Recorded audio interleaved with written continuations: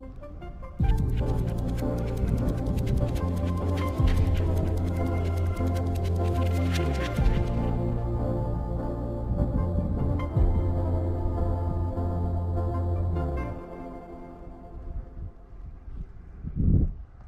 क्या काम 2 अध्याय एक पद से लेकर 4 पद तक पढ़ेंगे।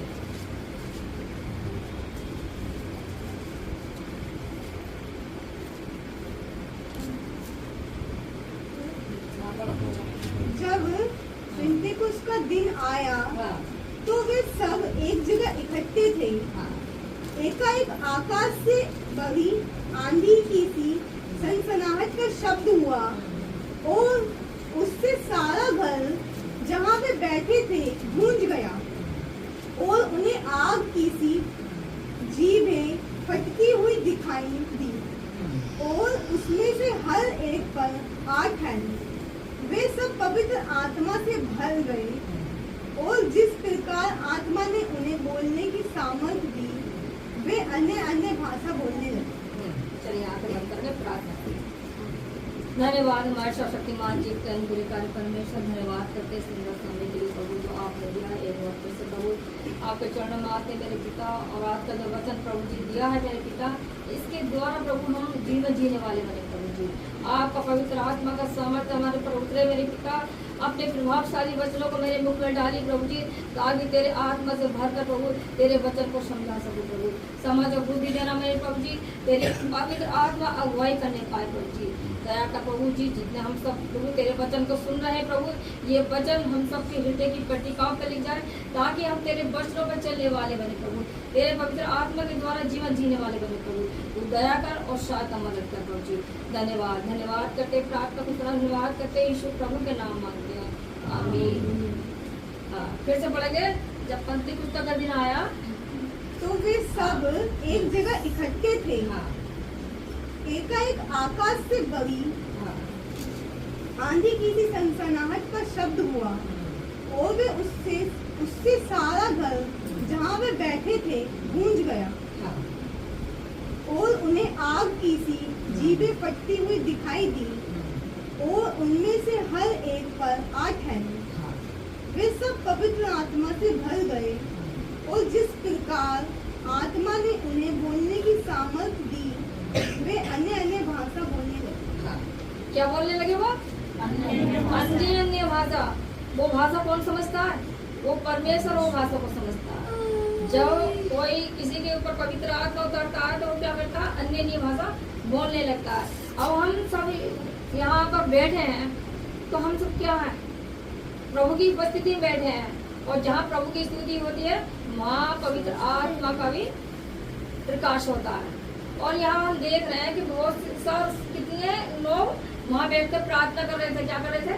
प्रार्थना कर रहे थे, और परमेश्वर का सामर्थ्य आया और आग उनके ऊपर क्या होगी? घेर गई। यहाँ पर कितने लोग हैं जो जब प्रार्थना होती है तो सामर्थ्य से भर के प्रार्थना करने लगते हैं। कैसे पवित्र आत्मा में मिलेगा? जब हम सामर्थ्य से भरकर प्रार्थना करेंगे, और जहाँ प्रार्थना हो रही होगी तो हम अपने मन को परमेश्वर की ओर लगाएंगे और कहेंगे प्रभु तू हमें अपनी सामर्थ्य से भर दे, तेरा पवित्र आत्मा हमारे अंदर उतरने पाए। क्या हम इस तरीके से प्रार्थना करते हैं? हम भले ही पर्सनल में या सबके बीच में हम जोर जोर से प्रार्थना कर लें, लेकिन जब तक परमेश्वर का पवित्र आत्मा हमारे जीवन में नहीं है, वो पवित्र आत्मा का हम जीवन कैसे जिएंगे? क्यों? क्योंकि पवित्र आत्मा पवित्र मार्ग में चलने में क्या करता है?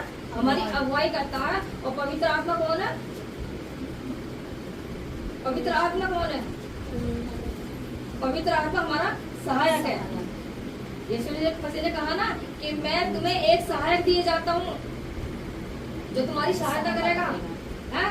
जब हम प्रार्थना करते हैं तो हम किसकी सहायता मांगते हैं? जब हम किसी बीमार के लिए प्रार्थना करते हैं तो किसकी सहायता मांगते हैं? कौन चंगा करता है? वो परमेश्वर का पवित्र आत्मा की सामर्थ्य जब हमारे जीवन में आती है तो वो बीमार को क्या करती है? चंगा करती है। तो इसीलिए इतने सारे लोग वहाँ बैठे थे। तो ऐसे ही कई जगह ऐसा हुआ है कि जब परमेश्वर के भवन में लोग बैठते हैं, प्रार्थना करते हैं, जब आत्मा सच्चाई से प्रार्थना करते हैं तब पवित्र आत्मा उनके अंदर उतरता है। अब जब लोग कहीं ऐसा होता है, लोग बैठे रहते हैं, शरीर यहाँ रहता है और आत्मा कहाँ रहती है? उनके घर पर, मतलब उनका मन कहाँ रहता है? घर पे रहता है, वो क्या है कि आज अरे हमारे घर में, या वो सोच विचार करते रहेंगे अब यहाँ से जाते समय सब्जी भी लेनी है, ये काम भी करना है। यानी कि जब हम परमेश्वर के निकट आते हैं तो हमारा जो मन है वो परमेश्वर की ओर होना चाहिए। पवित्र आत्मा का सामर्थ्य हमें जब ही मिलेगा जब हम अपने मन को क्या करेंगे, परमेश्वर की ओर लगाएंगे।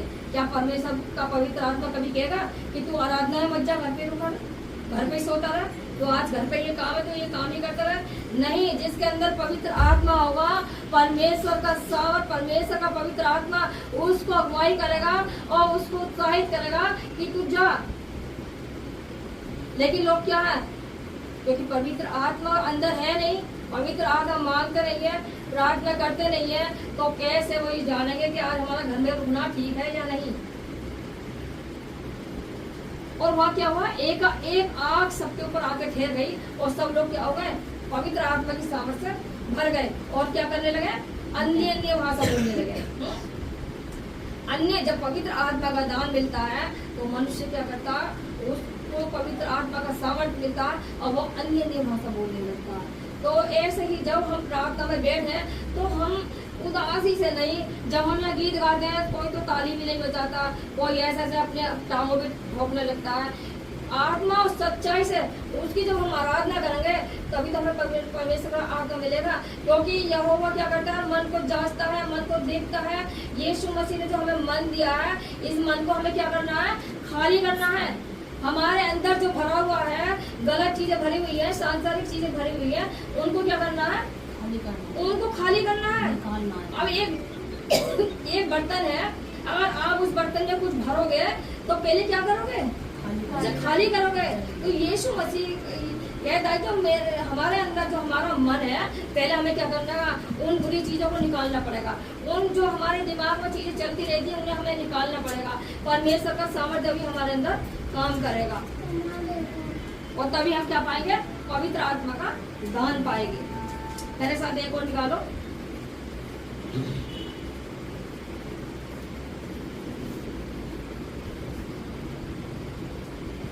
पहला कुरिन्थियों 3:16।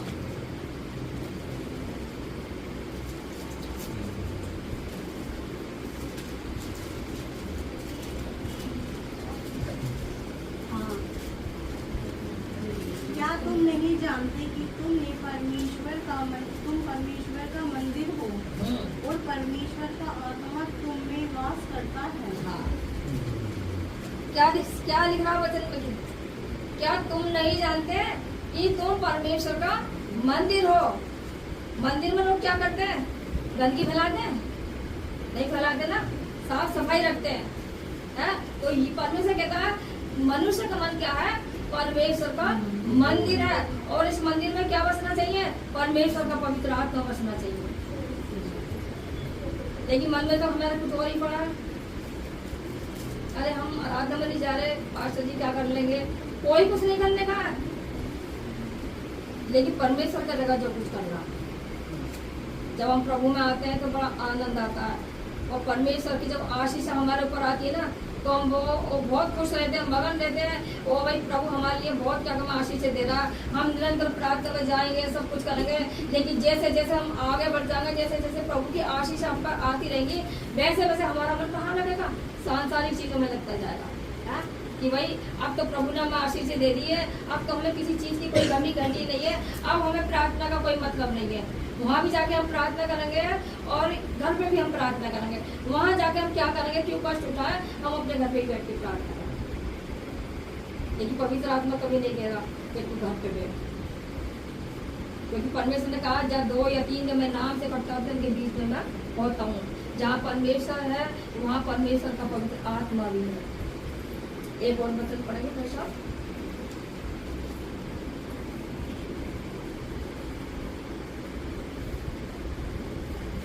गलती की पुस्तक निकालेंगे, गलतियों 5 अध्याय और 16 से लेके 20 तक पढ़ेंगे। क्योंकि आत्मा के कारण हम विश्वास से आशा की हुई धार्मिकता की बात जोड़ते हैं। मसीह यीशु में न खटना और न खटना रहित कुछ काम का है, परंतु केवल विश्वास जो प्रेम के द्वारा प्रभाव डालता है। तुम तो भली भांति दौड़ रहे थे, अब किसने तुम्हें रोक दिया कि सत्य को एक मिनट, कौन सा पढ़ रहे हो? गलतियों के 5 का 16 से 20 तक है। 5 का 16 पढ़ लो ना, 16 से 20 तक पढ़ना है। पर मैं कहता हूँ हाँ। आत्मा के अनुसार चलो, हाँ। तो तुम शरीर की लालसा किसी रीति से पूरी ना करोगे, क्योंकि शरीर आत्मा के विरोध में और आत्मा शरीर के विरोध में लालसा करता है, और ये एक दूसरे के विरोधी हैं, इसलिए कि जो तुम करना चाहते हो वह ना करने पाओ। और यदि तुम आत्मा के चलाए चलते हो तो व्यवस्था के अधीन ना रहे। हाँ। शरीर के काम तो प्रकट हैं, अर्थात वह विचार, गंदे काम, लुचपन, मूर्ति पूजा, टोना, बैर, झगड़ा, ईर्ष्या, क्रोध, विरोध, कूट, विध्रम, डाहें, मतवालापन, लीला कीड़ा और इनके जैसे और काम हैं। हाँ। अब ध्यान से एक एक करके पढ़ेंगे, एक एक पद करके पढ़ेंगे। 16 से शुरू करेंगे। हाँ। पर मैं कहता हूँ आत्मा के अनुसार चलो। हाँ। कौन कह रहा? पौलुस कह रहा है कि पर मैं कहता हूँ आत्मा के अनुसार चलो, तो तुम शरीर की लालसा किसी रीति से पूरी ना करोगे। हाँ, यानी कि मनुष्य आत्मा के अनुसार चलेगा तो शरीर की जो लालसा है वो कभी पूरी नहीं होने पाएगी। और क्योंकि शरीर आत्मा के विरोध में और आत्मा शरीर के विरोध में लालसा करता है। हाँ, यानी कि शरीर किसके विरोध में काम करता है? आत्मा के, और आत्मा शरीर के विरोध में। शारीरिक काम क्या क्या है? अभी हमने नीचे पढ़े है ना, कि जादू, टोना, लूटपन, ये सारी चीजें क्या है? ये शरीर के काम है, और शरीर के काम क्या हो जाते हैं? प्रगट हो जाते हैं। अगर कोई प्रभु से अलग हट के चलेगा, प्रभु पर विश्वास भी कर रहा, अलग हट के चलेगा, उसके काम क्या हो जाएंगे? प्रगट हो जाएंगे। ये जो लोग प्रभु में आ गए, विश्वास कर रहे हैं और वो शरीर के अनुसार अपने जीवन को बिता रहे हैं, तो क्या हो रहा है? आत्मा के विरोध में काम कर रहे हैं। यानी कि तुम पवित्र आत्मा को कुछ नहीं समझते हो और तुम क्या कर रहे हो? उसके विरोध में काम कर रहे हो। और इसलिए कि जो तुम करना चाहते हो वह ना करने पाओ, और यदि तुम आत्मा के चलाए चलते हो तो व्यवस्था के अधीन ना रहे। हाँ, यानी कि तुम आत्मा के अनुसार चलाए चलते हो तो तुम व्यवस्था के अनुसार, व्यवस्था के अधीन में ना रहे। मूसा ने क्या दिया था? व्यवस्था दी थी। क्या लिखा था उसमें? 10 आज्ञाएं लिखी थी कि तू व्यभिचार न करना, तू बुराई न करना, तू घात न करना, हत्या न करना। ये सारी क्या थी? वो व्यवस्था थी, तो जो उसमें उनने 10 आज्ञाएं लिखी थी। और यहाँ पर क्या है? हम क्या कर रहे हैं? यानी कि हम परमेश्वर के जब आत्मा के अनुसार चलेंगे तो हम इन 4 चीजों से क्या होंगे? छुटकारा पाएंगे। क्यों? क्योंकि परमेश्वर का पवित्र आत्मा हमें, पवित्र आत्मा अपने अगुवाई में चलाएगा। मान लिया जाए अगर कहीं कोई ऐसा हो रहा है कि जहाँ पर पवित्र आत्मा रोक रहा है कि तुम वहाँ मत जाओ, मान लिया जाए कहीं इन्विटेशन आ गया और पवित्र आत्मा कह रहा है कि वहाँ पर तुम मत जा। क्यों? वहाँ पवित्र आत्मा में बचाना चाहता है। वहाँ से हो सकता है वहाँ कुछ ऐसा घटने वाला हो जो हमें नुकसान दे हो, क्योंकि परमेश्वर का जो आत्मा हमारे अंदर होगा तो वो हमें बचाएगा, वो हमारी अगुवाई करेगा, और वो हमारी पवित्र मार्ग में चलने में क्या करेगा? हमारी अगुवाई करेगा। तो परमेश्वर का वचन सिखा रहा है कि हम पवित्र आत्मा के अनुसार अपने जीवन को जिए। और एक जगह परमेश्वर के वचन में लिखा है कि जो जल और आत्मा से ना जन्मे वो स्वर्ग के राज्य में प्रवेश नहीं कर सकता। हमने क्या हुआ? आत्मा के द्वारा तो हमने जन्म ले लिया, वो जल के द्वारा तो जन्म ले लिया, लेकिन आत्मा के द्वारा जन्म नहीं लिया। अभी क्या है? बीच में अटके हुए। और परमेश्वर का वचन साफ कर रहा है कि जो जल और आत्मा से न जन्मे वो स्वर्ग के राज्य में प्रवेश नहीं कर सकता। अभी हम संसार में रह रहे हैं, अब हमने सोच लिया कि हमने यीशु मसीह में विश्वास तो कर लिया, यीशु मसीह तो हमें मिल गया, बस क्या है? अब अपने मनमानी हमें जीना। क्यों?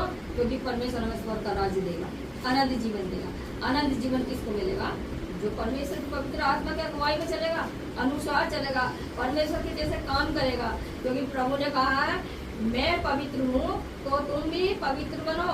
तो जब हमें पवित्र बनना है तो परमेश्वर की सामर्थ को मांगिए, पवित्र आत्मा को मांगिए और कहिए प्रभु तू हमें अपने पवित्र आत्मा की अगुवाई में चला, तब परमेश्वर हमें अपने पवित्र आत्मा की अगुवाई में चलाएगा। और यहाँ तो हमने देखे शरीर के काम क्या है, वो तो हमने देख लिए हैं, डाहा करना, जलसी रखना, बुराई करना और जादू टोना, ये क्या है सब शरीर के काम है। और वो शरीर के काम क्या होंगे, प्रकट हो जाएंगे। अब आत्मा के फल देखेंगे, आत्मा के फल क्या है, पढ़ेंगे मेरे साथ, इसमें पढ़ेंगे 22 पद को पढ़ेंगे, 22 पद से 25 तक पढ़ेंगे। पर आत्मा का फल प्रेम, आनंद, शांति, धीरज, कृपा, भलाई, विश्वास, नम्रता और संयम है। ऐसे ऐसे कामों के विरोध में कोई भी व्यवस्था नहीं। और जो मसीह यीशु के हैं उन्होंने शरीर को उसकी लालसाओं और अभिलाषाओं समेत क्रूस पर चढ़ा दिया है। पढ़ा दी मैंने। आत्मा के फल क्या है, प्रेम, आनंद, धीरज, संयम, कृपा, भलाई, ये सब क्या है, आत्मा के फल हैं।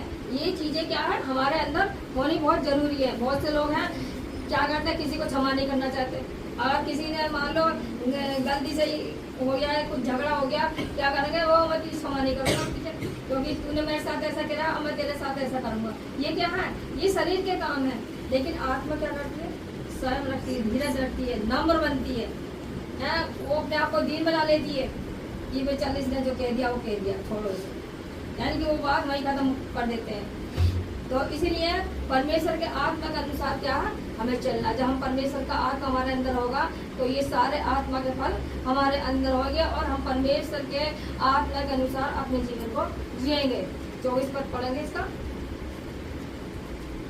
और जो मसीह यीशु के हैं उन्हें शरीर को उसकी लालसाओं और अभिलाषाओं समेत क्रूस पर चढ़ा दिया। हाँ, क्या लिखा, जो मसीह यीशु के हैं उन्होंने क्या किया है, अपनी लालसाओं को कहाँ चढ़ा दिया, क्रूस पर। जब हम पापी मनुष्य थे तो यीशु मसीह हमारे लिए आया, उसने हमारे पापों को कहाँ चढ़ा दिया, क्रूस पर चढ़ा दिया। अब ये वचन हमें सिखा रहा है कि हम भी अपनी लालसा को क्रूस पर चढ़ा दें। क्या हमें इतनी हिम्मत है, क्या हम इतना प्रेम प्रभु से कर रहे हैं जितना उसने हमसे किया, कि हमें क्रूस पर चढ़ना नहीं है, बल्कि हमारे जो पाप है, जो हमारी लालसा है शरीर की, उन्हें कहाँ चढ़ाना है, उन्हें क्रूस पर चढ़ाना है। यीशु मसीह के वचन में लिखा है कि प्रतिदिन उसका क्रूस उठा और उसके पीछे बोले छोड़ना, यानी कि प्रतिदिन जो हमारी लालसा है हमें उनको मारना है, क्रूस पर चढ़ाना है, ताकि हम क्या करें, पवित्र जीवन जिए। क्या हमें इतनी हिम्मत है कि हम अपनी लालसा को प्रभु के लिए मार दें? नहीं मारेंगे ना, क्योंकि बदला लेने की भावना, दूसरे के प्रति जलसी की भावना, ये सारी चीजें मनुष्य के अंदर रहती है। लेकिन जो मनुष्य प्रभु यीशु में विश्वास करता है, जिसके अंदर परमेश्वर का पवित्र आत्मा होता है, वो परमेश्वर के आत्मा के अनुसार क्या करता है, चलता है। कई बार ऐसा होता है कि कहीं हमें जाना होता है, मैं कभी कभी जिद भी करने लगी हूँ, पार्षद की बात चलो, तो पार्षद जी पहले सोचते रहेंगे, क्या कहे अरे नहीं फिर किसी दिन जाएंगे, तो अब मैं क्या करना है, फिर चुप पड़ जाती हूँ। तो फिर परमेश्वर कुछ बात आता है कि आत्मा मुझे अगुवाई नहीं करना कि वहाँ जा। ऐसी एक जगह और था कि मतलब प्रोग्राम हो रहा था कहीं, तो पार्षद जी कहने लगे मैं नहीं जाऊँगा और मतलब ठीक नहीं वहाँ जाना नहीं। तो लेकिन मैंने कहा मैं बच्चों के लेकर चली गई, क्योंकि परमेश्वर का वो हो रहा था, प्रार्थना हो रही थी वहाँ, तो चली गई। तो वहाँ देखा कुछ देर बाद ही, शुरू होते ही कुछ देर बाद कुछ ऐसा हुआ कि वहाँ सब लोग वो हो गए, मतलब परेशान हो गए।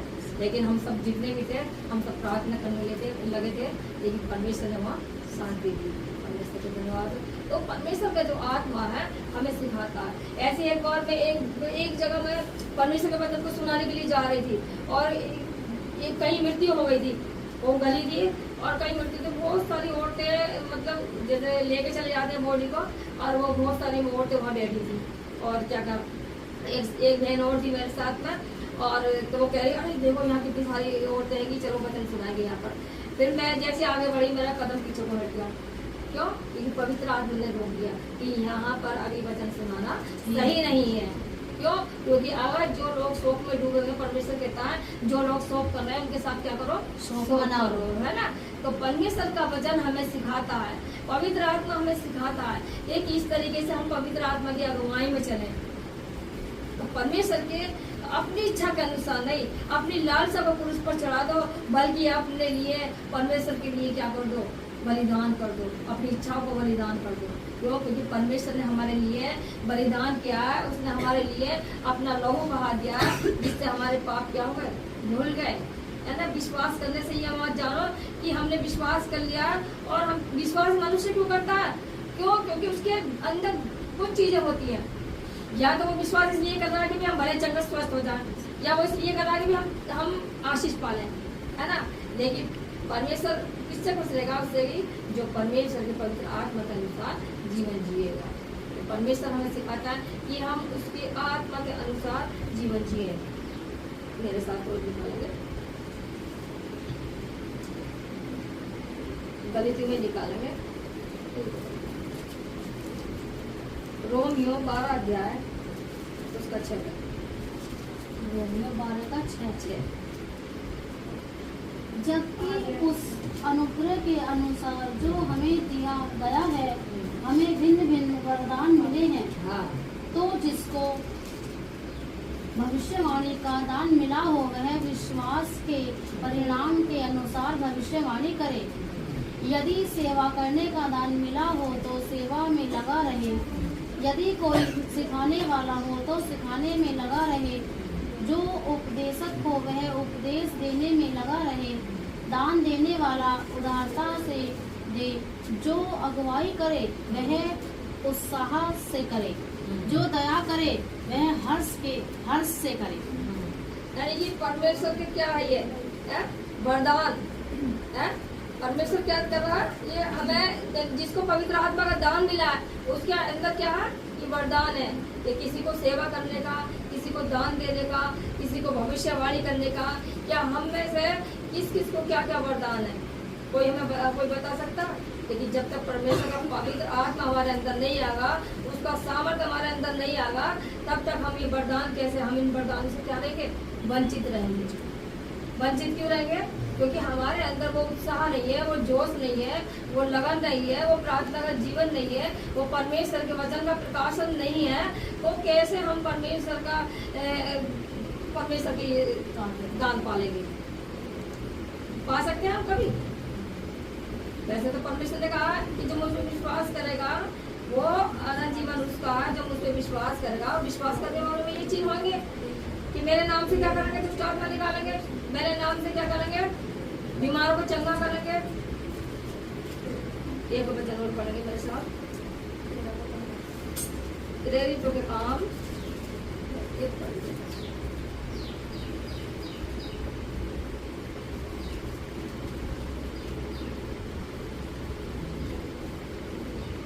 पहला कुरान्थियों 2:11।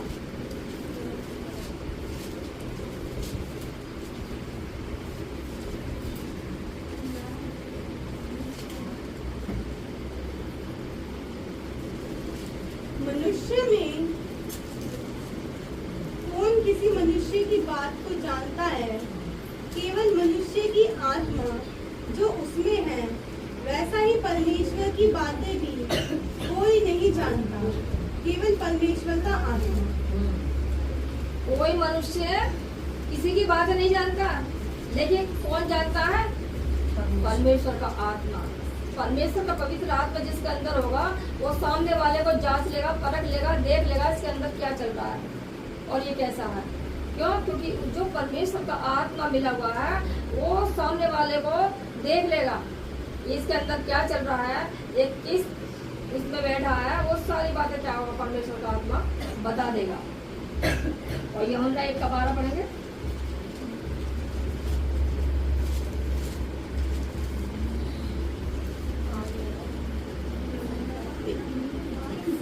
परंतु जितनों ने उसे ग्रहण किया, उसने उन्हें परमेश्वर की संतान होने का अधिकार दिया।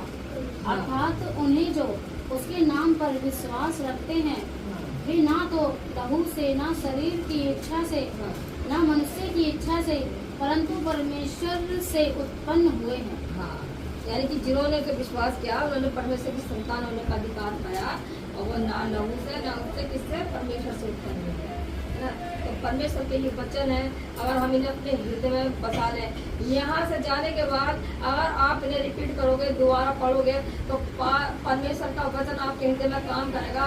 और जब आप अपने घर पे प्रार्थना करो, तो पर्सनली जब प्रार्थना करो, बैठ कर प्रार्थना करो कि प्रभु तू हमें पवित्र आत्मा का दान दे, प्रभु तू हमें सिखा कि किस तरीके से हम तेरे पवित्र आत्मा की अगुवाई में चलें। हमारे अंदर जो भी कड़वाहट है, जो भी बुराई है हमारे अंदर, हमें क्या करना पड़ेगा, उसको बाहर निकालना पड़ेगा। तभी हम क्या कर सकते हैं, तभी हम परमेश्वर के और इस आत्मा का दान पा सकते हैं।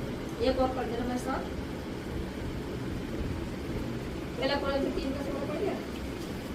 हाँ, एक और पढ़ दो, रोमियो 8 का 14 से 17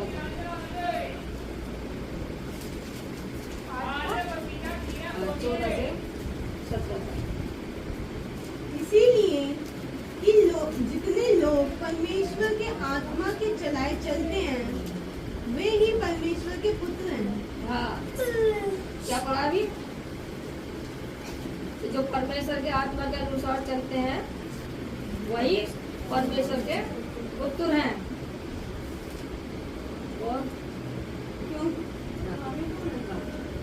क्योंकि तुमको दासत्व की आत्मा नहीं मिली कि फिर भयभीत हो, परंतु